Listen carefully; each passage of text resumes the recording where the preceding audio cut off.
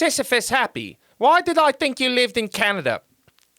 That's what I get for being friends with Glenn Fricker! Ah! Speaking of my grandma Glenn, upon whom I based this very series, he's done something like 300 episodes or whatever of his viewers' comments videos. And man, somehow, in spite of being Canadian, he has made it the long haul with these videos. So I can't wait for like 5-6 years from now when I can look back and compare myself to Glenn, who I will have been able to catch up to because he'll be long dead. He's like 85 years old now. Fuck you, Trey. But for right now, I'm just excited that we made it to episode 5 of Q and Trey, so let's see what you had to say to me this week. Let's get squishy! Tybrin, have you considered creating content to help with composing vocal melodies? So I did make a video specifically about that, which you can watch right here. It doesn't go incredibly deep into it, but I have noticed that writing melodies is one of the least covered topics in music education as a whole. I actually didn't get much instruction on it at all throughout my entire music education. I think part of it is because writing melodies is one of the least quantifiable things that you can do. Of course, you can consider like what chord tone or scales that you're using and all that sort of stuff. But what makes one really good or great is pretty nebulous and hard to pin down. I do go pretty in-depth on it in my course, Complete Rock and Metal Songwriting, but I would like to do a lot more of that in the future because I do get asked about this a fair amount. Andrew Jackson Music. Would you say it is better to double down on what you are good at when it comes to songwriting, to develop a body of work/style, or just keep experimenting and go where the original idea takes you? Oh boy, that's a big one. So I'm sort of two minds about this. I actually asked last week in Q for your A what it is that you think you're the best at making music-wise. And I think it will partly depend on what kind of a musician and songwriter you want to be.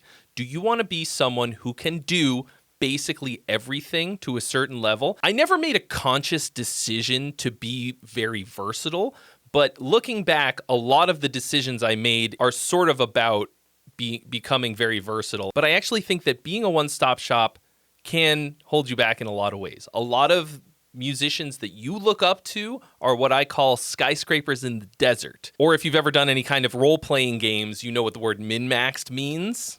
Somebody who can do like one or two things extraordinarily well, and then all the rest of their stats are garbage. But honestly, sometimes I am just so jealous of those kinds of min-maxed people. But I think that once you reach a basic level of competency to do most of the things that you want to do, you should definitely double, triple down on the things that you are great at. And then to sort of fill in those holes in your writing or recording or whatever, find min-maxed people to collab with, to work with, hire them, whatever. Jake AZ28, I think you look more like Will Ferrell. He thinks I look more like Will Ferrell than Ryan Reynolds. I don't know if I should be insulted, but nonetheless, I'm going to put a picture on screen that actually sort of proves that you're correct. This was from 15 years ago or something. Colleen Levitt, 1777. LOL, your channel is so much more entertaining than anything that's on TV right now. Keep it up. Thank you, I appreciate that. But I just want to let you know that if I get the big contract, I'm abandoning all of this for TV. Just know that I'm ready. I'm ready to sign. The Striker Project. What are your thoughts on coming up with a challenge for oneself as a starting point to writing a song in order to just practice writing the songs? For example, I challenge myself to create a song where the verse and the chorus are at different tempos. Is this just a road to frustration?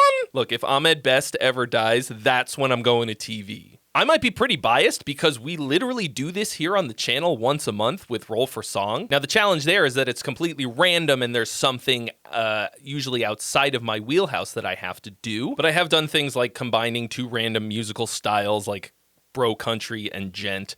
And I find that literally every single time my songwriting improves, I come up with something that I really like and I just get better, and it's never a waste of time. It's always incredibly inspiring, and even if the final product sucks, I always learn something.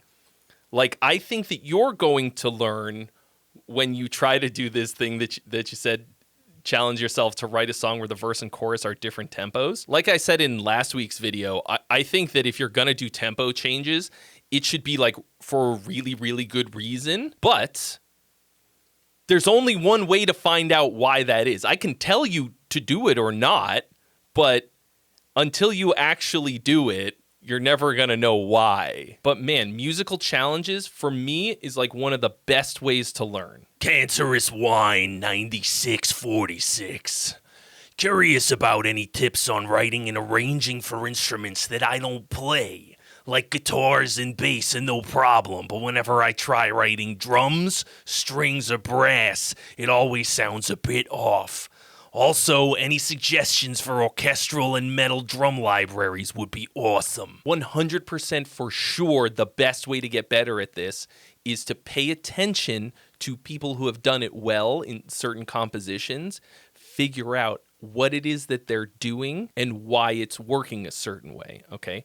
Also, I'll recommend that you get this book. Hold on. Samuel Adler, The Study of Orchestration, any kind of orchestral instruments.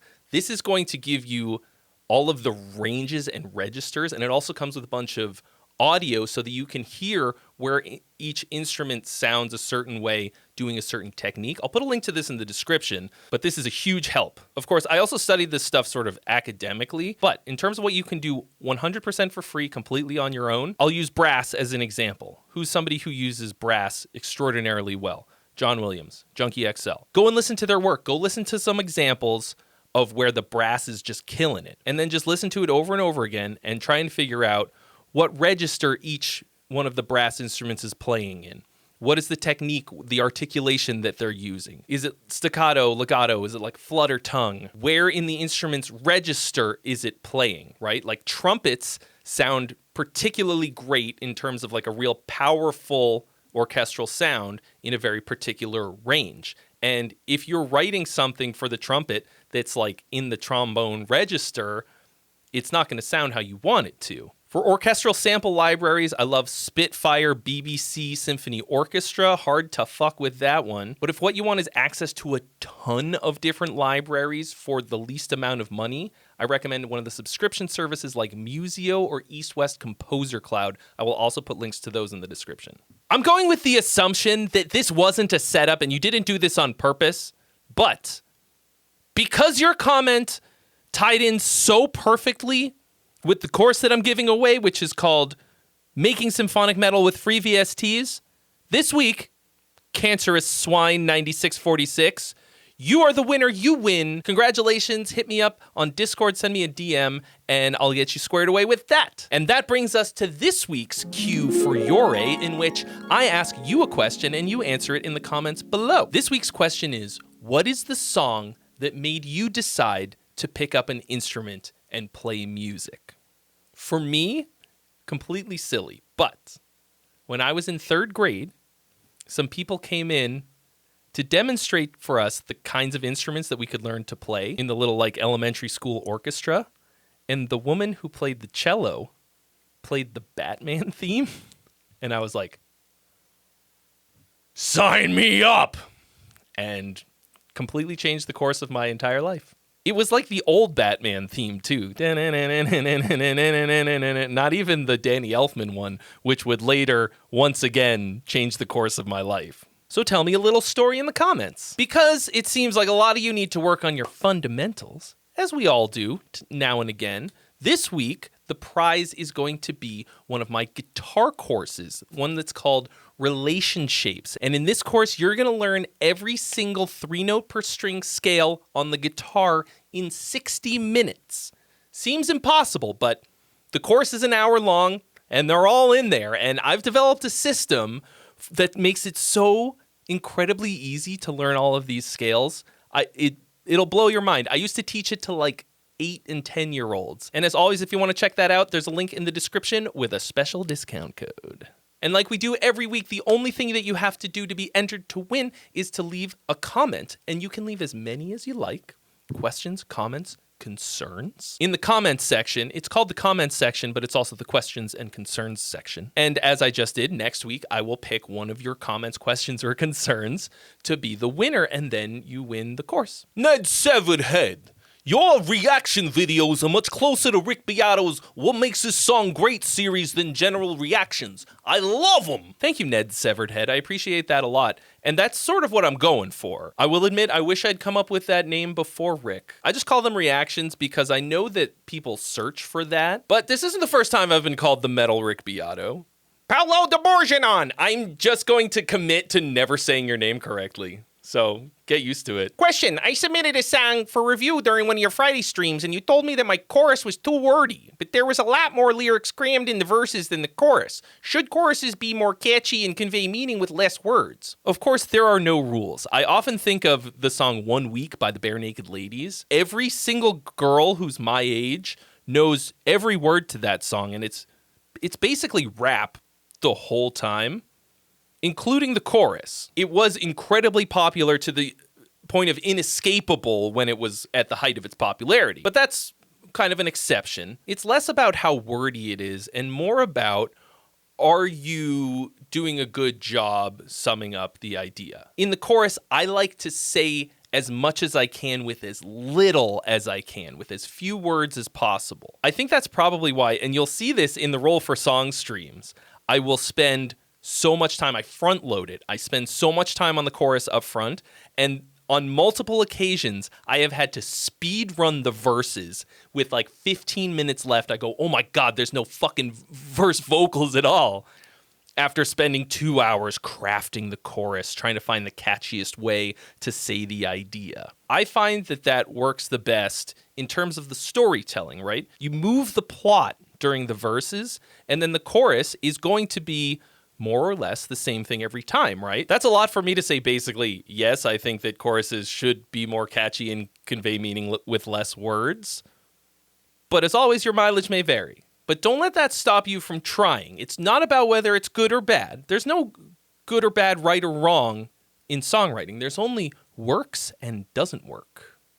Like I said, last week's Q for Ure, in which I asked you a question, was what do you think comes the most easily to you with music making? So I'm going to read a couple of your answers here. King J-Dex, I think I'm really skilled at building a song up vertically, adding all kinds of complementary instrumental parts and whatnot. But that also means writing a song horizontally is harder. Haha. True. I find that metal musicians in particular are really good at building a part out vertically, and the reason that they have a hard time finishing songs is because of the horizontal, the actual structure of the song. That 77. For me, I find it easy to think of riffs in my head. Then everything else falls apart, trying to make it sound the way I want.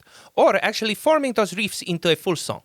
In my head, I can picture what I want it to sound like. I just sometimes have a hard time finding the right tones. Yeah, getting the music from your brain out into the real world through your instrument is like 90% of the challenge. It might help you to actually sing the idea right when you get it, because it's way easier to lose the idea when you're fumbling around on your instrument, hearing wrong notes that you're playing. You get distracted, you lose the plot. Just get your phone, the voice memos, and just hum it shitty into it, and then kind of transcribe it onto your instrument.